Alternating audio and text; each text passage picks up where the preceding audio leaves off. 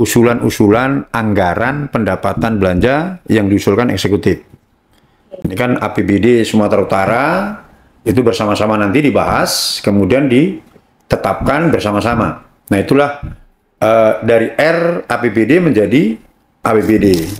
Nah jadi memang harus menurut hemat saya kecerdasan dalam berkomunikasi memang menjadi keharusan mutlak yang harus dimiliki oleh teman-teman di legislator ya, legislator. Bagaimana komunikasi yang disampaikan itu bisa menyejukkan masyarakat. Apa yang disampaikan yang disampaikan dalam bahasa pemerintah itu lugas dan tepat yang bisa dicerna oleh masyarakat dengan baik gitu. Nah, bagaimana komunikasi itu bisa berperan seefektif mungkin memberi kenyamanan dalam mekanisme sistem berkehidupan berbangsa dan bernegara, khususnya dalam menjalankan roda pembangunan pada saat ini. Itu poin penting sekali menurut hemat saya. Assalamualaikum warahmatullahi wabarakatuh. Halo Sobat MDK TV dimanapun kamu berada, senang sekali rasanya saya Dinda Multazam hari ini kembali hadir untuk menyapa kalian semuanya, tentunya dalam obrolan yang inspiratif dan penuh wawasan.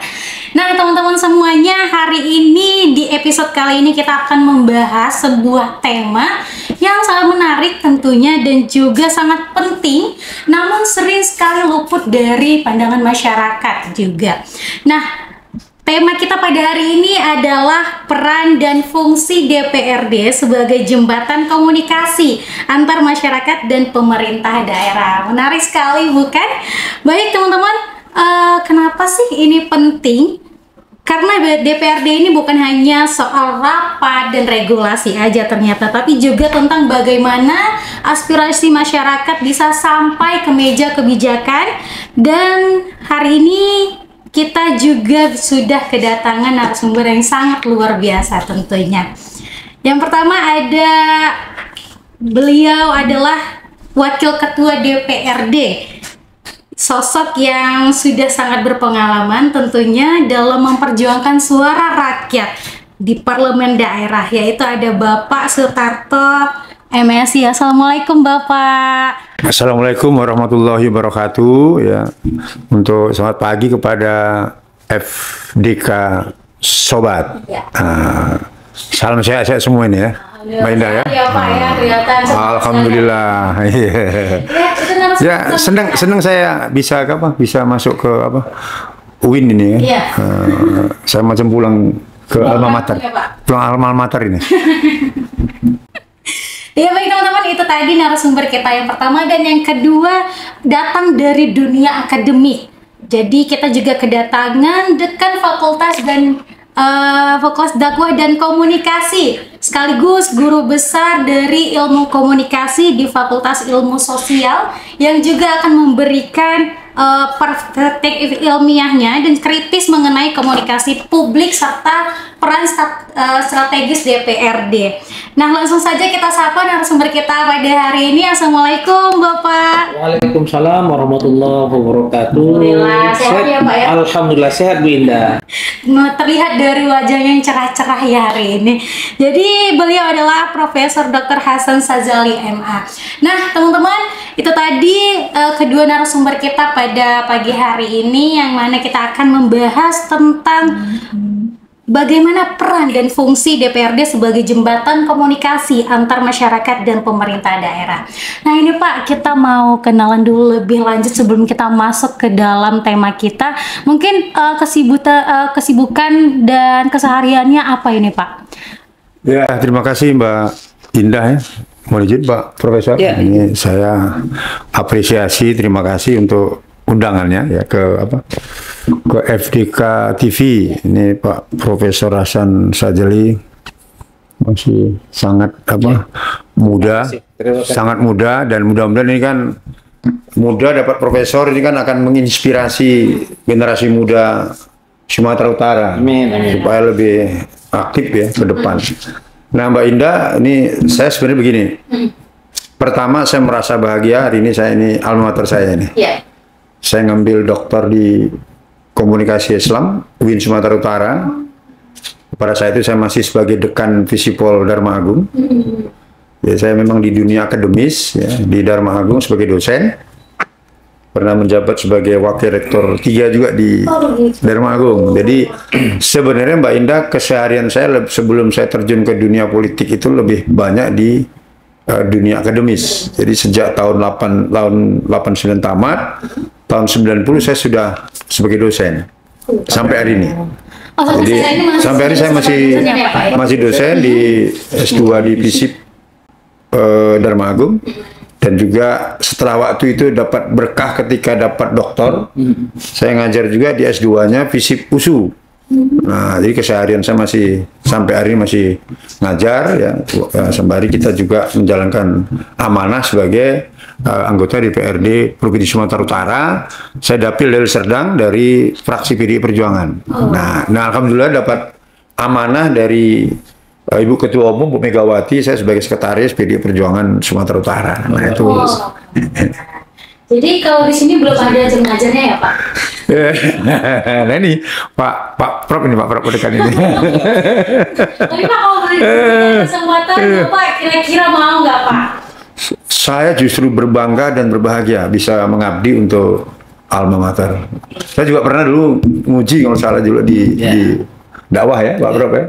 Pada saat tahun 2020 dulu. Pernah. Mudah-mudahan ini Pak Profesor nih. Siap.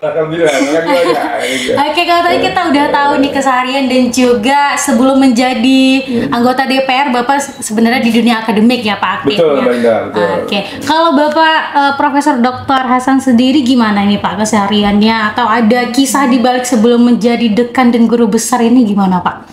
Ya, kalau saya sehari-hari bergelut di dunia akademik, walaupun terkadang juga terlibat beberapa kebijakan-kebijakan yang ada di pemerintahan daerah yang ada di Provinsi Sumatera Utara, tapi lebih banyaknya itu di akademik gitu. Ya, dan alhamdulillah saya profesornya di bidang ilmu komunikasi. Cuman saya suka riset-riset saya juga banyak berkaitan dengan kajian-kajian komunikasi kebijakan publik. Mungkin demikian. Gitu. Jadi Pak, jika diberikan kesempatan mau nggak Pak jadi Menteri Komunikasi? Kalau itu yang terbaik kata Allah Subhanahu Wa Taala, kenapa tidak ya? Iya, harus dicoba ya Pak ya. Itu harus apa Pak Prof? Doa itu diaminkan. Aminkan ya Pak ya. Baik Bapak-bapak, luar biasa hari ini ya. Kita bergeser sedikit, kalau tadi kita sudah tahu keseharian kedua narasumber kita yang luar biasa ini, kita masuk ke pemahaman umum dulu tentang fungsi DPRD. Jadi ini untuk Bapak Dr. Sutarto Pak, bisa dijelaskan Pak mungkin apa sih sebenarnya peran utama DPRD ini dalam sistem pemerintahan daerah? Ya, terima kasih Mbak Indah dan Pak Prof. Hasan. Secara substantif itu kan sebenarnya ada 3 fungsi legislatif ya, atau kalau di daerah disebut dengan Dewan Perwakilan Rakyat Daerah, baik di tingkat provinsi maupun kabupaten. Kalau di atas kan ada DPR RI, terus secara umum kan namanya legislatif. Nah, pertama fungsi budgeting ya, ini kan fungsi budgeting ini bersama dengan pemerintah Provinsi Sumatera Utara ya, membahas, mengkaji tentang usulan-usulan anggaran pendapatan belanja yang diusulkan eksekutif. Ini kan APBD Sumatera Utara itu bersama-sama nanti dibahas, kemudian ditetapkan bersama-sama. Nah itulah dari R APBD menjadi APBD, ya. Itulah anggaran untuk pembangunan di Sumatera Utara di 30 kabupaten kota, walaupun kabupaten kota kan juga sudah punya APBD sendiri. Nah, untuk tahun ini kita kurang lebih 13, triliun ya untuk APBD Sumatera Utara. Itu salah satu fungsi DPR itu. Nah, yang kedua fungsi legislasi ya. Fungsi legislasi ini bersama-sama nanti dengan provinsi juga bisa mengusulkan, kemudian membahas tentang rancangan peraturan-peraturan daerah, dan disebut dengan Ranperda, kan? Nah, karena di tingkat kabupaten dan juga di tingkat provinsi, cuma kita bicara tentang provinsi. Nah, ini juga sama, membahasnya kemudian menetapkannya juga dengan provinsi. Tetapi kalau dalam tata kenegaraan kita kan sebuah rancangan peraturan daerah bisa usulan DPR, DPRD bisa juga usulan dari provinsi dalam arti eksekutif dan juga usulan dari legislatif. Tetapi pembahasannya dan juga penetapannya tentu bersama-sama. Ini fungsi legislasi. Fungsi yang ketiga itu adalah controlling, mengawasi. Nah, setelah tadi kita sahkan, kita tetapkan APBD-nya, kemudian undang-undangnya juga, peraturan daerah juga sudah dibuat, sudah disahkan. Maka salah satu tugas fungsi DPR adalah mengawasi proses semua itu. Bagaimana pembangunan di Sumatera berjalan dan sebagainya. Tentu butuh satu pengawasan, di samping itu tentu pengawasan dari civil society. Nah, makanya DPR legislatif itu memang dengan sesuai dengan namanya kan parlemen. Berarti kan parle harus ngomong. Jadi arti parle itu kan ngomong. Jadi DPR legislatif memang harus tugasnya ngomong dalam arti apa? Ngomong untuk mengawasi bagaimana proses perjalanan sebuah peraturan, proses perjalanan anggaran, proses pembangunan, tapi juga ngomong tentang bagaimana memperjuangkan kepentingan-kepentingan rakyat. Nah, ini kan sesuai dengan fungsi dan peran dari legislatif atau DPRD khususnya di Sumatera Utara. Iya, jadi banyak ternyata fungsinya ya Pak, bukan hanya sebagai membuat peraturan, budgeting, ada juga fungsi legislasi dan juga controlling sebenarnya. Nah ini yang harus diketahui oleh semua masyarakat. Jadi nggak hanya tahu cuman satu aja tugasnya, cuman itu aja tugasnya gitu Pak. Nah teman-teman, kita beralih ke dunia akademik dulu. Nah mungkin Bapak dari perspektif komunikasi publik, bagaimana sih seharusnya DPRD ini memainkan perannya sebagai jembatan komunikasi antar rakyat dan juga pemerintah daerahnya? Oke, terima kasih Mbak Indah. Yang saya hormati Abangda Dr. Sutarto MSI, ya, legislator kita di DPRD Sumatera Utara. Amin. Kita doakan sehat selalu. Amin, amin. Alhamdulillah, Pak Prof. Perjuangkan aspirasi masyarakat Sumatera Utara. Insyaallah, masyarakat Sumatera Utara menjadi lebih baik lagi. Itu harapan kita bersama. Kalau kita lihat dari sisi komunikasi kebijakan publik, jadi komunikasi kebijakan publik ini adalah bagaimana mengkomunikasikan dalam narasi pemerintah yang disampaikan kepada publik. Nah, akan tetapi kan ketika dalam pendekatan seorang legislator dalam menyampaikan pesan-pesan komunikasi, dia akan menyampaikan pesan apa yang menjadi aspirasi dari masyarakat. Nah, jadi memang harus pintar-pintar dalam mencari narasi, menetapkan diksi-diksi agar apa? Menjembatani antara kepentingan-kepentingan pemerintah dan kepentingan-kepentingan di masyarakat ini bisa diakomodir dengan baik. Nah, jadi memang harus menurut hemat saya kecerdasan dalam berkomunikasi memang menjadi keharusan mutlak yang harus dimiliki oleh teman-teman di legislator ya, legislator. Bagaimana komunikasi yang disampaikan itu bisa menyejukkan masyarakat.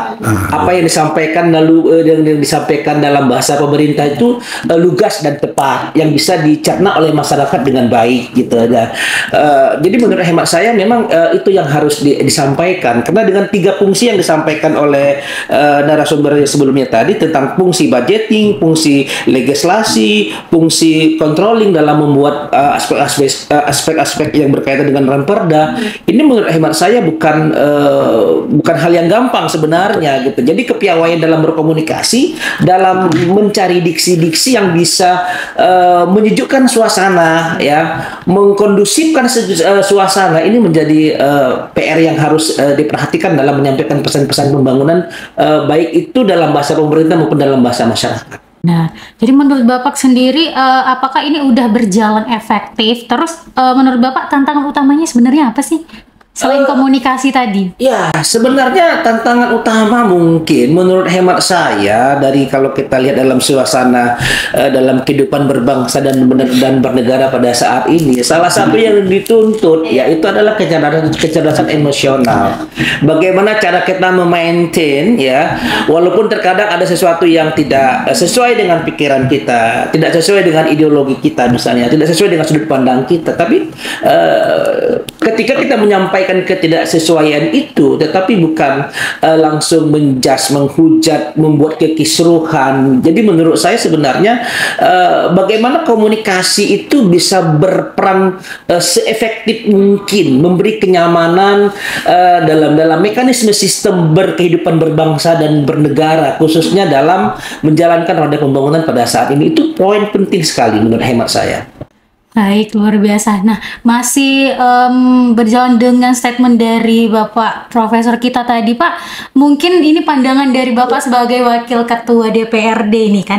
Bagaimana tanggapan Bapak saat ini? Banyak teman-teman mungkin ya Pak ya, dari legislatif, dari DPRD sendiri yang sering sekali salah dalam menyampaikan statementnya di media sosial, yang kemudian ini yang menjadi tidak nyaman di masyarakat. Mungkin tanggapannya bagaimana, Pak? Ya, saya kira apa yang disampaikan Pak Prof ya, Prof Hasan benar ya, bahwa ada dalam teori kan IQ dan EQ kan, ya kan, intelektualitas, emosionalnya harus dijaga, emosional quotient harus dijaga. Karena apa? Salah satu tugas DPR tadi kan gimana menyampaikan aspirasi, menerima aspirasi dan memperjuangkan aspirasi. Nah, aspirasi ini kan harapan-harapan dari masyarakat, yang harapan dan aspirasi ini kan tidak satu atau dua, bahkan banyak. Nah, maka dibutuhkan tadi memang bagaimana satu kearifan-kearifan kita dalam menampung itu dan memperjuangkan ini. Nah, apalagi sekarang ini kan kemajuan teknologi komunikasi nggak bisa kita tolak. Semua orang punya medsos. Nah, sekarang ada buzzer, ada netizen, ya kan? Nah, ini kan juga betul Pak Prabowo kan? Nah, maka yang sangat dibutuhkan tadi adalah emotional quotient kita. Kemudian memvalidasi setiap ya informasi-informasi yang kita terima di medsos kita. Ini kan penting ini. Nah, dalam rangka tadi itu. Nah, kalau kita menerima aspirasi dan harapan tadi, sebenarnya kan ada beberapa media yang bisa kita lakukan. DPR ya. Nah, DPR ini kan di DPR itu kan, di DPRD Sumut itu kan terbagi ke dalam komisi-komisi. Ada komisi A, komisi B, komisi C, komisi D, komisi E. Ada lagi badan-badan. Nah, itu juga bagian dari bagaimana menampung demikian banyaknya harapan-harapan tadi. Iya, benar. Nanti kalau menyangkut pendidikan, biasanya kita akan di sini tanggung jawabnya siapa? Kewenangan tupoksinya komisi E. Ya kan, pembangunan nanti masuk ke komisi C, misal komisi B dan sebagainya. Nah, kenapa DPR harus melaksanakan semacam pembagian kewenangan ini? Karena apa? Aspirasi demikian banyak. Di samping itu juga di pemerintahan kan juga banyak lembaga-lembaga teknis yang melaksanakan perencanaan pembangunan di masyarakat. Maka dibagi ini. Nah, kemudian dalam rangka menerima aspirasi publik, nah, DPR juga namanya ada reses. Ya kan? Nah, reses itu kan juga sebagai bagian dari DPR menyapa atau legislator menyapa warga masyarakat untuk menerima harapan dan aspirasi itu. Nah, harapan dan aspirasi tadi tentu kita harus perjuangkan kemana? Ya, pasti kita akan tabulasi terlebih dahulu. Dari semua banyak tabulasi, banyak aspirasi, pasti akan ada ya mana prioritas yang harus kita lakukan. Dan ini nanti sesuai dengan komisi-komisi. Ini melalui reses. Nah, yang kedua bisa nanti dalam rangka menampung aspirasi, ada namanya rapat dengar pendapat, RDP. Misalnya ada kasus-kasus di masyarakat. Publik ada masalah. Nah, menyampaikan masalah itu ke DPRD. Nah, DPRD juga punya tupoksinya, kewenangannya bisa melaksanakan memanggil. Ya. Tadi melalui rapat-rapat RDP. Nah, RDP tentu itu kan ada pendalaman, karena di RDP biasa di komisi. Nah, kalau pendidikan misalnya, ya udah nanti akan dengan komisi E. Nah, masing-masing itu. Jadi harapan-harapan tadi warga masyarakat, kita langsung bisa kanalisasi di beberapa komisi-komisi tadi. Nah, yang ketiga, bisa juga melalui sosialisasi. Sesuai peran dari DPR tadi kan, legislasi. Peraturan-peraturan daerah. Maka DPR juga bisa melakukan sosialisasi terhadap rancangan-rancangan peraturan daerah. Untuk apa? Untuk menerima masukan-masukan. Nah, ketika DPR bersama dengan pemerintah provinsi untuk membahas sebuah rancangan peraturan daerah yang nanti berlaku kepada masyarakat, tentu kan harus meminta dulu masukan. atau disebut dengan istilahnya kan uji publik ini, Pak Prof kan, uji Iya, publik. betul. Nah, dari masukan-masukan itu, maka implementasi nanti di mana? Ada melalui bab tertentu, pasal-pasal dan sebagainya. Ini kan sosialisasi juga bagian dari menerima aspirasi itu. Nah, kemudian ada lagi yang bisa dilakukan anggota dewan dalam rangka menyerap aspirasi tadi, kunjungan dapil. Kundapil. Nah, kunjungan di dapil ini setiap DPRD itu punya jadwal secara periodik, itu bisa mengunjungi dapil, khusus ke dapil itu. Misalnya saya dapil saya Deli Serdang, ada 12 DPRD dari Deli Serdang, Pak Prof kan? Betul. Maka 12 orang ini kita melakukan kunjungan ke dapil. Apa yang kita lakukan? Itu dalam rangka melakukan fungsi pengawasan. Nah, ada program pembangunan yang dilaksanakan provinsi di Deli Serdang. Penganggaran dari APBD. Maka DPRD Sumut itu bisa melakukan kunjungan itu untuk melakukan pengawasan. Oh, ini berjalan nggak sesuai dengan perencanaan atau tidak. Nah, ini juga bagian dari menjalankan fungsi pengawasan. Nah, jadi di samping harapan-harapan demikian banyak, tentu media-media ini untuk bisa mengimplementasikan. Nah, tinggal jalur-jalur tadi yang sudah secara tupoksi sudah kita atur demikian rupa sesuai dengan peraturan, kita jalankan. Nah, itulah tadi yang sebut Pak Prof tadi, kita menampung aspirasi dan menyampaikan, memperjuangkan aspirasi itu. Kalau dalam teori komunikasi kan itu menampung pesan-pesannya apa. Nah, ya kan itu Pak Prof. Betul. Tinggal kita perjuangkan. Nah, tinggal bagaimana kita menyampaikan kembali ke publik. Berarti Nah, betul dengan diksi-diksi yang tentu yang diksi-diksi yang lebih apa ya?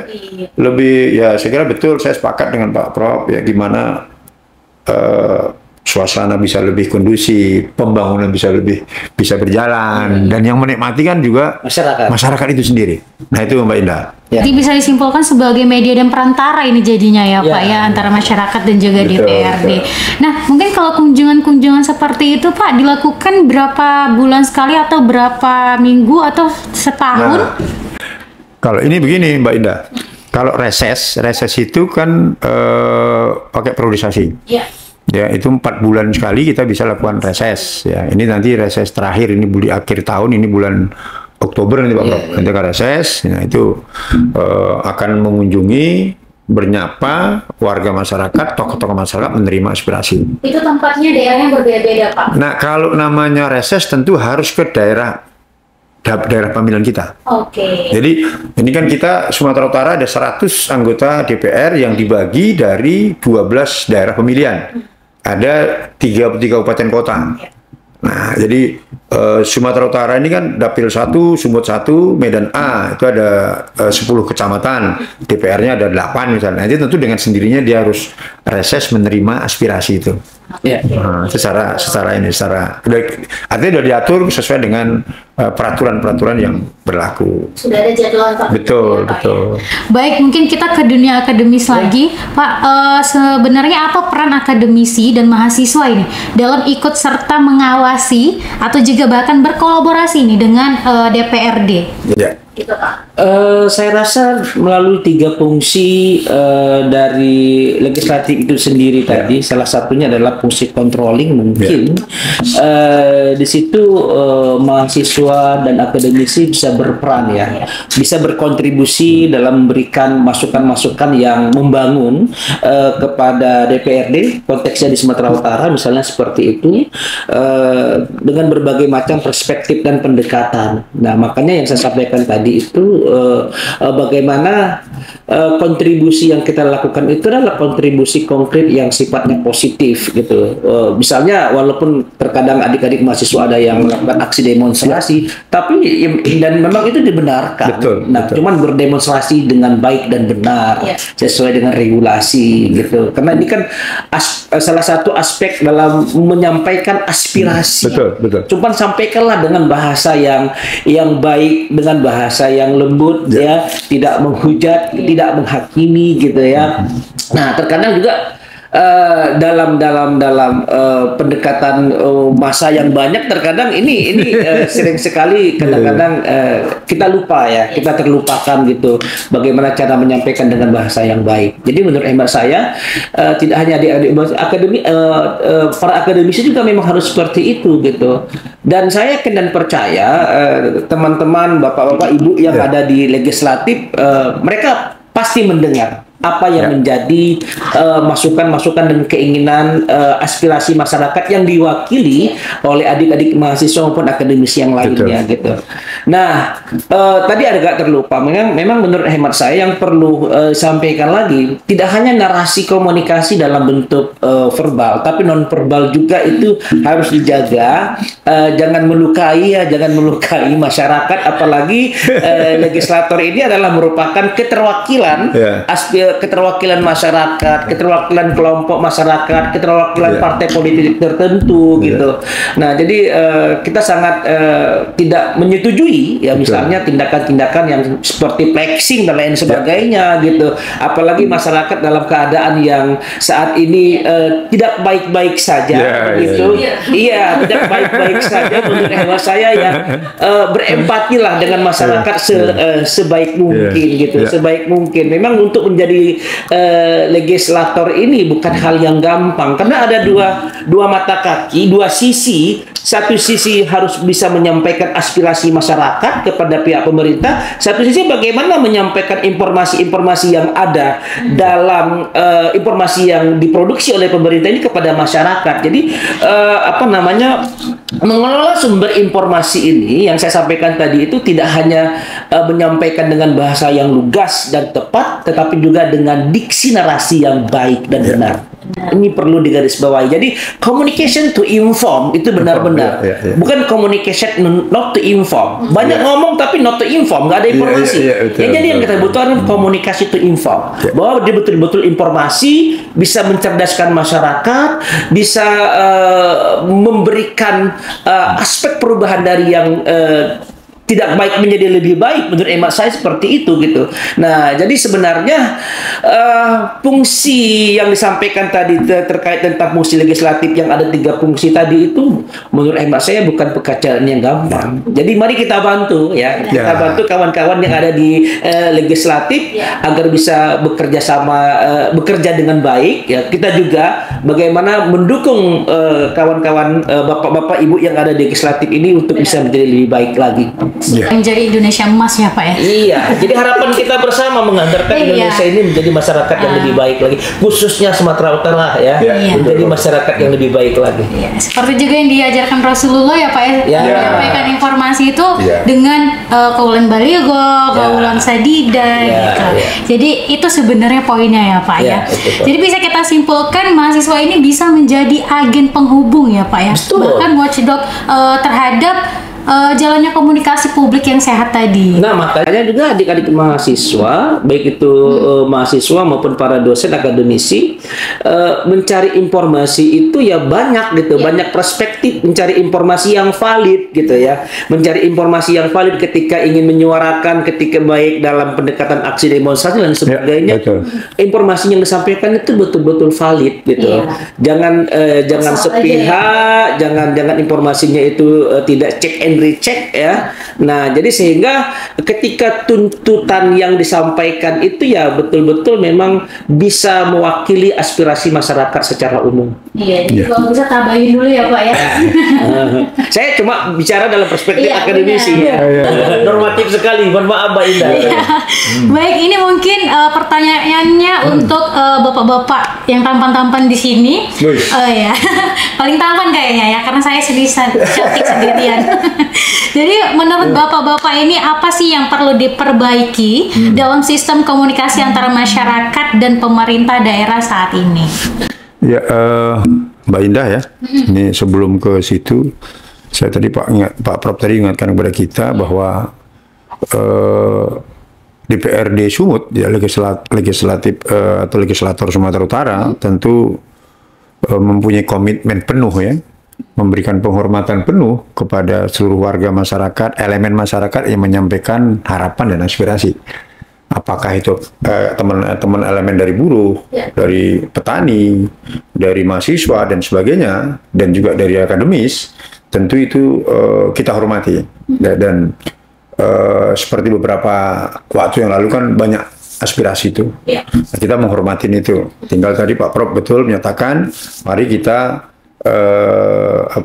bersama-sama ya, bersama-sama untuk bisa Sumatera Utara yang bisa lebih kondusif dan baik. Nah, karena fungsi dari DPR tadi pengawasan, tapi kan saya juga sampaikan tadi bahwa kalangan akademisi, masyarakat itu kan masuk dalam konteks memberi masukan-masukan sebagai civil society. Ini kan sangat penting untuk ngawasi kita juga nih Pak Prof kan, bagaimana menjalankan fungsi itu. Nah, bahkan kita juga, kalau kita tanya tadi Pak Prof, kerjasama yang bagaimana sinergitasnya, ya selama ini kalau ada pembuatan ramperda kan diawali dengan naskah akademik. Naskah akademik ini kan biasanya yang menyusun adalah akademisi dari berbagai perguruan tinggi yang ada di Sumatera Utara ini. Nah, ini saya kira bagian dari sinergitas dan kolaborasi yang saya kira antara dunia kampus dengan dunia DPRD. Nah, saya kira ini hal yang baik. Nah, kalau kita bicara apa yang harus kita perbaiki, saya kira pasti setiap lembaga punya kekurangan, ya pasti kalau ada kekurangan mari kita sama-sama kita koreksi. Tentu bagian otokritik bagi kami juga ya, bahwa dalam rangka optimalisasi menyampaikan peran tadi ya tentu butuh ya masukan-masukan, butuh gagasan-gagasan dari para akademisi, gagasan dari para tokoh-tokoh masyarakat dalam rangka untuk bisa lebih menguatkan menjalankan fungsi-fungsi yang diberikan amanah dari rakyat tadi sebagai wakil kan itu Pak Prof. Nah, saya kira ini harus kita koreksi bersama, perbaiki bersama, karena dalam sebuah negara demokrasi memang instrumen yang paling utama adalah partai politik dan juga ada Dewan Perwakilan Rakyatnya sebagai perwakilan dari tadi Mbak Indah sebut, dari perwakilan dari masyarakat itu sendiri. Jadi kita untuk kritik tadi. Baik, mungkin dari Prof. Kalau saya sih sebagai statement terakhir ya, mari kita mengisi pembangunan sesuai dengan fungsi kita masing-masing. Mari kita berkomunikasi, mari kita bersuara sesuai dengan etika dan tata krama ya. Karena penyampaian komunikasi informasi itu lebih dapat dicerna ketika penyampaian komunikasi dan informasi itu disampaikan dengan bahasa yang baik. Ya, dengan narasi yang baik, dengan diksi yang baik. Ya. Jadi, mari kita bersuara untuk pembangunan Sumatera Utara menjadi lebih baik lagi. Luar biasa. Mungkin Bro ada closing statement-nya atau harapan untuk generasi muda khususnya mahasiswa Fakultas Dakwah dan Komunikasi. Ya, makasih Mbak Indah dan Pak Prof. Ya. 54% penduduk Indonesia ini kan milenial, Gen Z. Yang sekarang ada di dunia kampus. Nah, tentu apa? Perannya sangat strategis dan penting untuk Indonesia ke depan. Yang ingin saya sampaikan adalah maju mundurnya Indonesia ke depan itu akan sangat tergantung kepada kontribusi pemikiran-pemikiran yang konstruktif dari kita generasi muda Indonesia, dan wabil khusus tentu dari adik-adik mahasiswa dari Fakultas Dakwah, ya kan? Dari UIN Sumatera Utara, yang insya Allah setelah selesai nanti maupun pada saat proses belajar dan sudah selesai belajar, ini kan akan menyampaikan pesan-pesan ya, pesan-pesan positif, pesan-pesan yang konstruktif, memberikan edukatif kepada warga masyarakat khususnya di Sumatera Utara dan juga Indonesia. Tetaplah semangat ya untuk menyelesaikan kuliah di FDK. Iya, melanjutkan perjuangan Bapak Dr. Sutarto ya. Amin, alhamdulillah. Baik, luar biasa sekali teman-teman pembicaraan kita pada hari ini. Jadi kita lebih paham bahwa DPRD bukan hanya soal rapat dan keputusan aja, tapi juga soal komunikasi, kepercayaan, dan juga keterbukaan informasi kepada masyarakat. Dan tentu aja dunia akademik juga berperan penting tentunya untuk mengawal proses ini agar lebih inklusif dan juga partisipatif. Dan terima kasih banyak teman-teman semuanya, Bapak Wakil Ketua DPRD, ya, terima kasih Mbak Indah sudah hadir di FDK TV kita yang luar biasa ini. ya kan, yang menyampaikan wawasan dan juga statement-statement yang mungkin harus diketahui oleh Ya, masyarakat. mungkin sebelum Mbak Indah tutup, Iya. Bu Indah tutup, saya juga mungkin mengucapkan terima kasih. Iya. Semoga apa yang baik bisa diikuti. Kalau ada statement pernyataan saya yang salah, kami yang salah di sini, mohon maaf atas segala kekurangan. Ya. Mohon maaf dan mohon ampun kepada Allah Subhanahu wa taala ya Pak. Kita ya. Kita manusia nggak luput dari Iya benar. Itu. Dan juga saya juga berterima kasih dan mohon maaf Bapak, ini sebenarnya saya grogi di hadapan oleh kedua narasumber yang hebat, luar biasa, ada wakil ketua dan juga dekan. Sebenarnya saya grogi Pak dari tadi. Kan beda. Kesempatan emas bagi saya. Luar biasa. Terima kasih. Nanti bisa kita lanjutkan lagi podcast. Iya, nanti kita lanjutkan nih Pak. Ya, alhamdulillah. Baik untuk teman-teman pendengar FDK dimanapun berada, semoga obrolan kita kali ini bisa membuka wawasan kita semuanya tentang pentingnya peran DPRD sebagai jembatan komunikasi. Dan sampai jumpa di podcast FDK TV minggu depan. Assalamualaikum warahmatullahi wabarakatuh. Waalaikumsalam warahmatullahi wabarakatuh.